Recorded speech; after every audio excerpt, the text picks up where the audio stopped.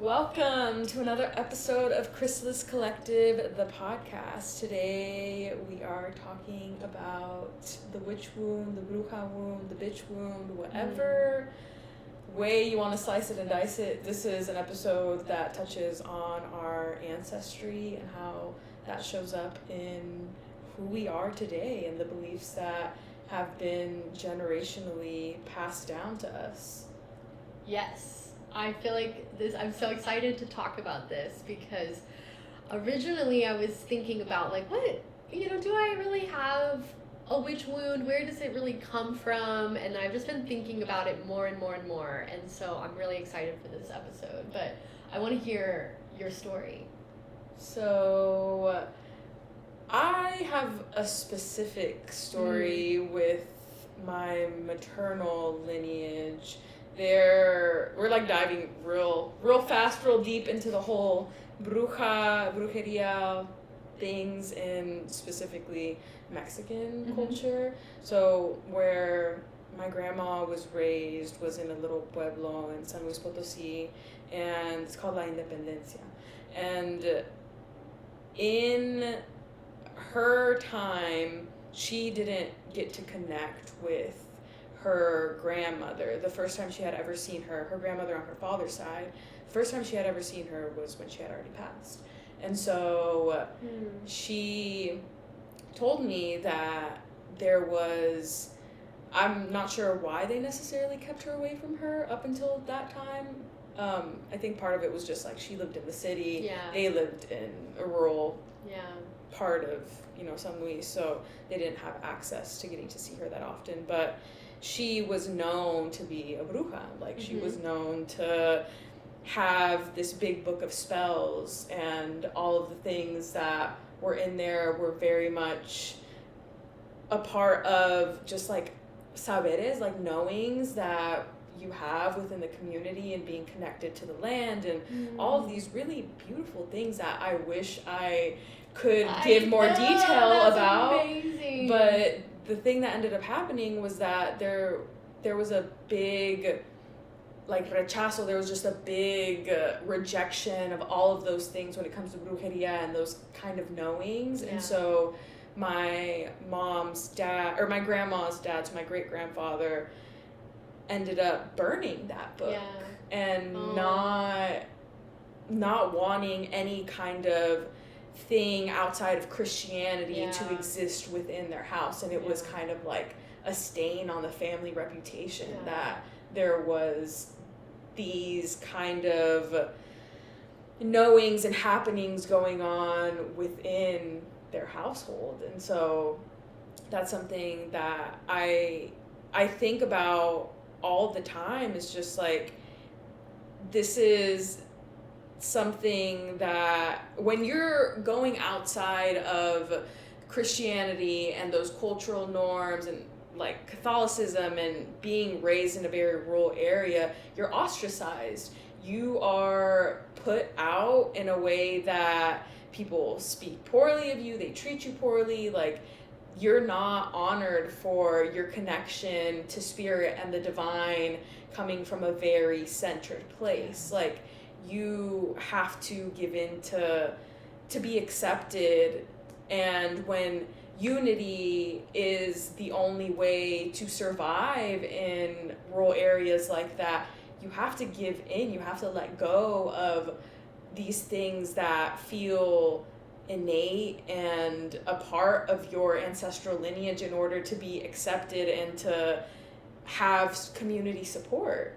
And that is something that I have now seen within me, like being raised Catholic and then letting go of that and finding my way to spirituality from a very centered me space has been a struggle. It's been something that when you don't have community, it's just such a big part of what it means to be Mexican and Hispanic. Like, we survive because we have each other.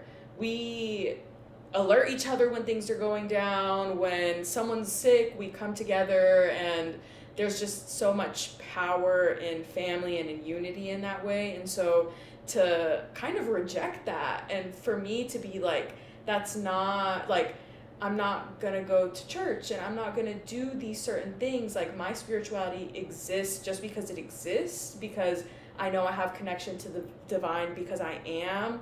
And what does that look like for me now? Like, what community do I now have?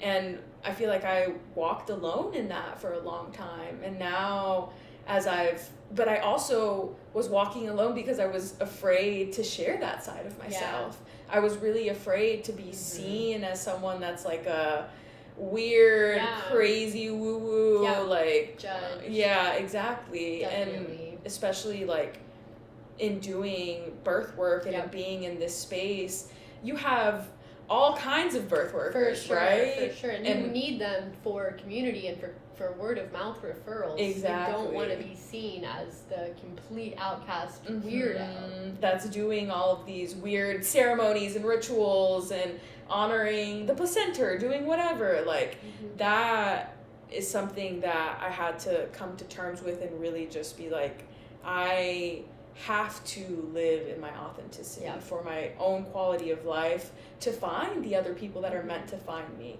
I have to express myself in the most genuine, authentic, open way, and really just go for it. Like, I feel like that's what's brought us Chrysalis Collective. Exactly. Because both of us were like feeling like you're losing everything that's kind of coming to you because you're not allowing this part of yourself, because that is where your life force is, that is where your energy is, and that is the strongest part of who we are, is our spiritual connection. And like, witchiness isn't just the practice of like Wicca or paganism. It is that connection, like you said, to yourself, to the divine, to creation. It's living very, very centered and authentically in alignment with nature and with your womb and the cosmos. And so it's not just, it doesn't look like just one way. And that's something I felt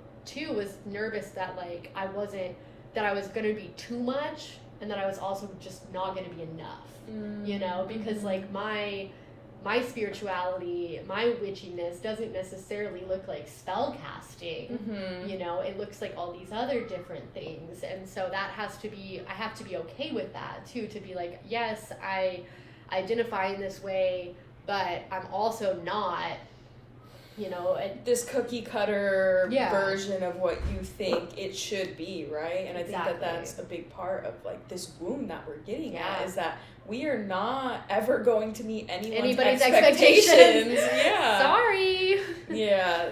I know, and that has to be okay, and that's why we're creating the community that we are creating, because, and everybody should do that. Everybody should feel, you know, listen to this episode and feel like you, whoever you are, wherever you are in your relationship to spirit, in your relationship to creation and to sisterhood and others, it's okay. Yeah. You know, just fully be authentic in that place that you are in. Do not put on any pretense.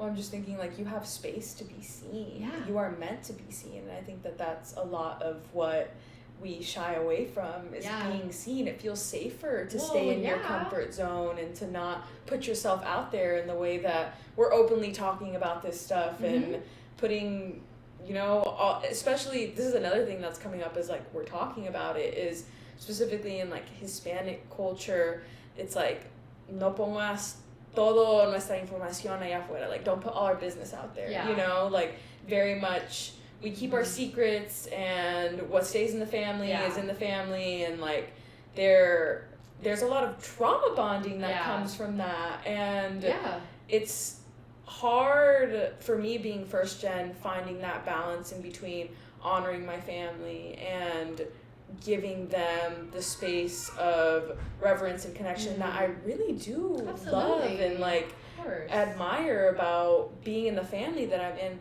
but also I'm an individual person. Yeah. Like, I have my own dreams, I have my own goals, and they're not always going to align with what you think that you should see for me and the vision that you have for my future and these expectations. And that's a big part of the story that I've found myself in, is allowing my family to love me and to support me just because I am. Yeah. I don't have, I think that I spent so much of my life thinking about, like, oh, well, I'm going to disappoint my parents, or am I going to make them proud, or there's a lot of pressure that's put on me being first gen, because I'm the first one that went to college. Yeah. I'm the first one that, like, traveled doing the Peace Corps thing. Like, that was a whole other thing where my grandma literally said to me, like, we struggled and we suffered so you wouldn't have to. Like, why are you doing that? Exactly. Yeah, well, you're decolonizing yourself, and you're focusing on not just being a good daughter, but being a good ancestor, and healing those wounds for your great grandmother, or who, what was she again? She was my great grandfather's mom. She's my great grandmother. Yeah, your great grandmother, and you're going back to that connection that is very much a part of your family, and letting that speak and breathe, I think, is so beautiful. I think over the last couple of days since we decided to record this episode, I've been thinking a lot, because my maternal lineage feels to me so disconnected from myself. I feel so disconnected from my mother and grandmother and great-grandmother. Like, my great-grandmother was the coldest woman alive, the most religious woman, Christian Church of Christ woman alive. Like Mormon? No, like Church of Christ. Okay, so whenever I hear Church of Christ, it's always think we're not Latter-day Saints. No, very different. But I do not have any connection to them. My great-grandmother died 10 years ago, but so it's hard for me to look at my generations further back than that, or removed from my immediate relationships. But I had to remember and, like, dive really deep into myself and remember, like, oh, I have a long ancestry, a long lineage that goes way far past just these couple of women. And looking back to, like, European ancestry and witchcraft and witches in Europe and in early America, like, what was done to those women, what was done to women in my family, probably, burned and killed for their beliefs, just for being of nature. And I remember thinking, like, I swear to God, like, the white bisexual woman's Roman Empire is Anne Boleyn. Like, if that, I am just so curious to know, because I just fully believe that. Like, my obsession with Anne Boleyn began as, like, a very young child, and I always felt, like, so connected to her. I feel like that with Frida Kahlo. Yeah. I feel you. You just feel the connection, and I just remember being like, I will randomly get so emotional about Anne Boleyn's beheading, and the fact that they, treated her as a witch, and they talked about her having 6 fingers, and they killed her and demonized her, and did that to so many other women during the Crusades, during the medieval times, and then, obviously you have in the United States the Salem witch trials. And the amount of women that were killed and burned for things that I do on a daily basis, and realizing that, like, society still wants to burn us, and we are still very much in danger. Like, every time we record a podcast episode, I'm always thinking about the potential ramifications and consequences, and, like, okay, I'm gonna put, kind of like you were talking about, like, don't put your business out there. Like, I'm gonna put everything out there, and society is either going to accept me or reject me, and a lot of society, I know, is rejecting me. I was thinking over Easter last weekend, about how just thinking back to church, and how everything was deemed either satanic or witchcraft if it wasn't something specifically, accepted in Christianity, and for whatever that church's version of Christianity really looked like. It's all very unique, and how many things that growing up I wasn't allowed to participate in because they were deemed witchcraft or satanic. And feeling really connected to a lot of these people for the first 18 years of my life or something, and knowing now and having real spiritual relationship with Jesus during that time, and knowing now that there are so many people out there who would look at me like I am so far removed from God, and that I'm practicing witchcraft. I'm sure there are probably members of my husband's family who think that I am practicing witchcraft, and like, I am, but it's okay. It's fine. You don't have to burn me for it, because we're really not that different. Yeah, that's just bringing up for me the perspective of being an indigenous person that comes to be colonized and has to let go of all of those knowings and their relationship to the earth, and now pivot into having to assimilate yourself into this oppressive regime of what spirituality is supposed to be, quote unquote, under the guise of colonization. And so that is something that I'm really saddened about when it comes to my relationship to spirituality, is that by default I had to grow up in this system because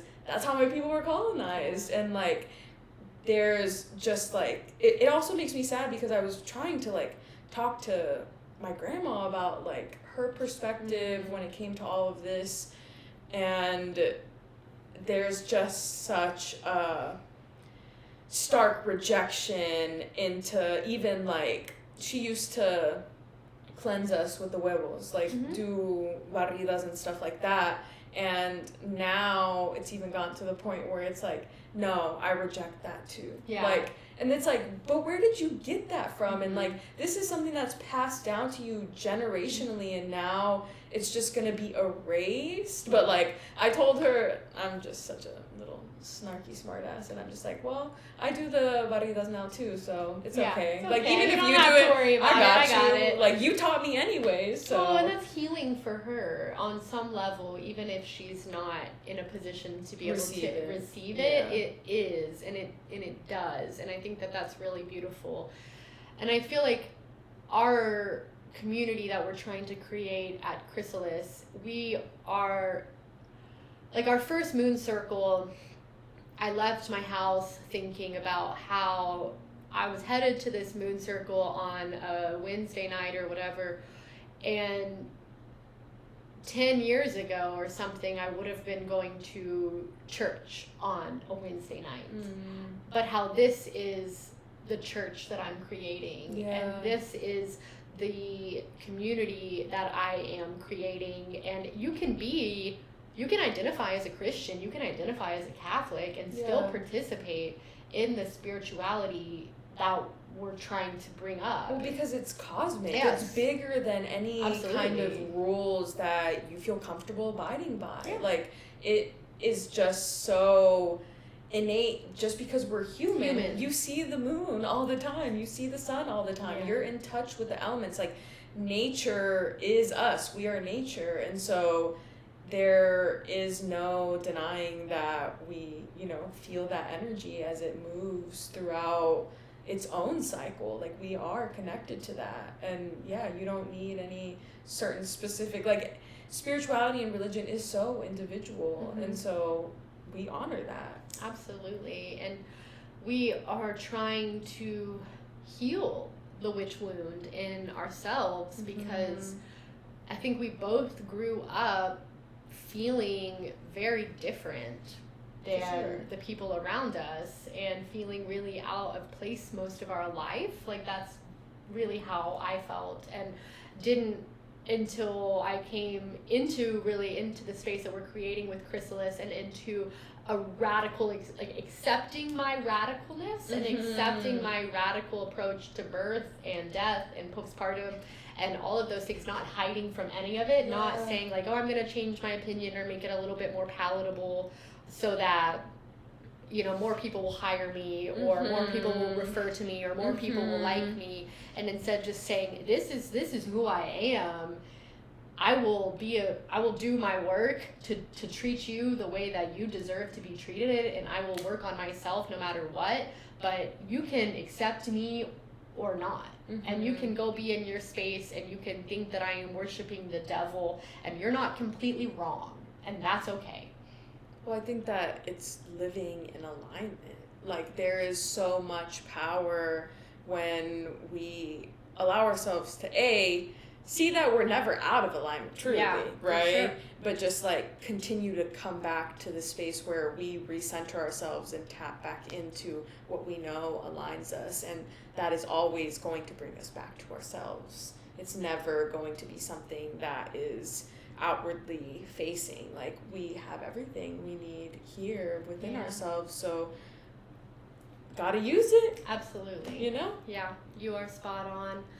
So, you know, hail Satan, whatever, but whatever floats your boat. We are here for all of the messy elements of spirituality and healing our wombs, healing our communities, healing our sister wound too. Yeah. That goes hand in hand, I think, with the witch wound, is we've been so cut off from trusting other, if you identify as female, trusting other women and feeling secure in the safety of other women, because we've been, you know, taught to compete and compare, and it's been so cutthroat. And so our community that we're cultivating is designing itself to be an open and affirming space for everybody at any point in their journey, even if you've never tried this before. Yeah, there's space for you. Absolutely. Here. We welcome you with open arms, because we're creating the spaces that we know need to exist, and we're pouring our energy into making sure that vulnerability is something that you don't only hear us say that we appreciate, but that you truly feel that, and that when you walk into any space that we hold, you feel like you can let go of whatever pretenses you've had put on you walking in at any given time.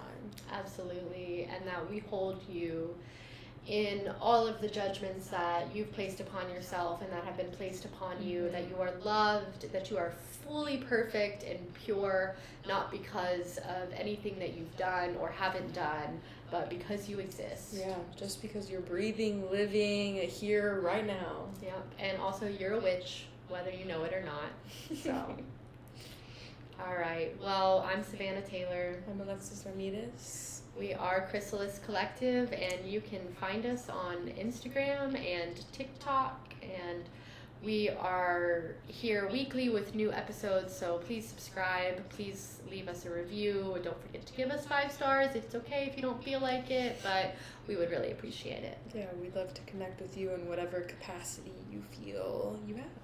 Absolutely. We're also looking to add some guests onto Chrysalis Collective, the podcast. And so if you have a story to tell, please email us at info@chrysaliscollective.me. And this is specifically an open call that I have been thinking about. I opened up the Sacred Woman book by Queen Afua and saw her touching on the bitch wound, which she described as something that's very specific in a lot of ways, but also not, to African American women in our society and our culture. So I would really love to have an open invitation to have a Black woman voice here in our space to talk about that. And we'll send that over to whoever feels called to touch on it. Absolutely, yes, 100%. We would love to hear your stories and hold space for you, and appreciate anything that people can bring to this conversation to expand our perspective and voices. But for now, I'm Savannah. I'm Alexis. All right, see ya. See ya.